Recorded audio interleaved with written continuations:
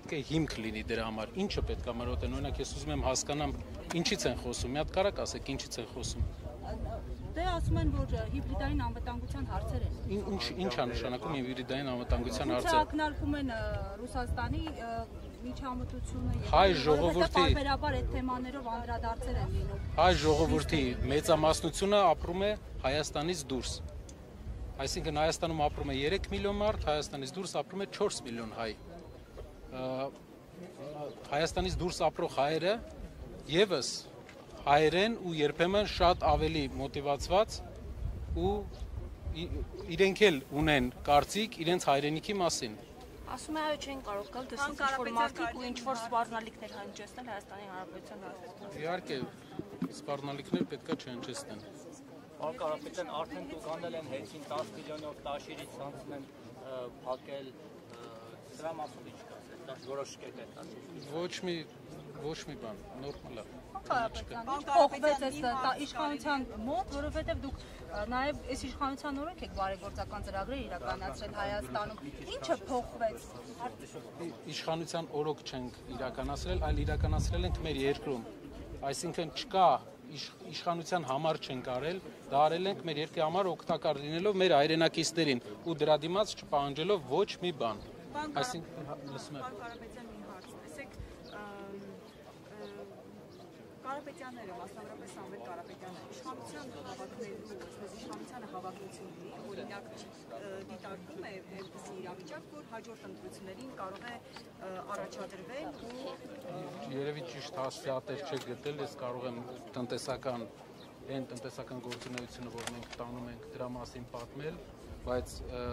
ճիշտ հասցեատեր չեք գտել այդ հարցը տալու։ Չէ, դուք օրինակ դուք մեկնաբանում եք, որ Նիկոլ Փաշինյանը վախեր ունի դրա հետ կապված եւ փորձում է օրինակ չեզոքացնել այդ ուժերին։ Դուք այդպիսի մտավախություն օրինակ կամ այդպիսի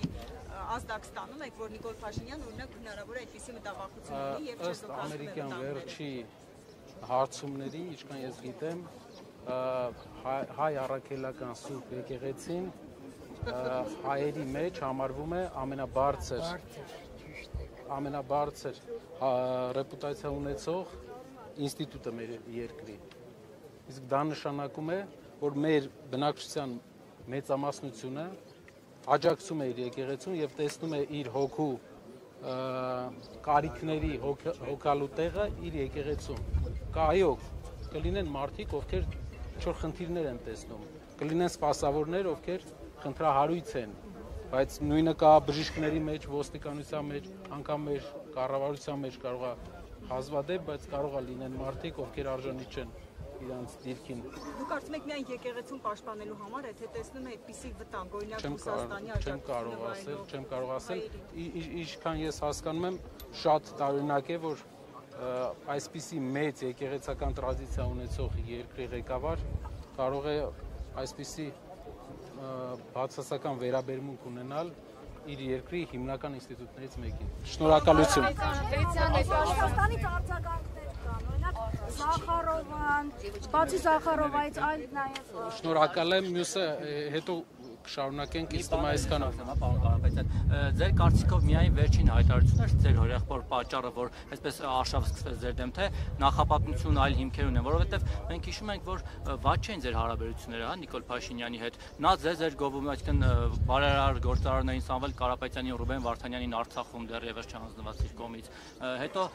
21 թվականին Սամվել Կարապետյանը ջերմընդունելության արժանացավ Նիկոլ Փաշինյանի մոտ, եւ այս ընթացքում ձեր կողմից, ձեր ընտանիքի կողմից այդպես ընդդիմացող ինչ որ բաների չենք տեսել, չենք որ մասնակցում ենք։ Մի տեսլական ունենք, մեր տեսլականը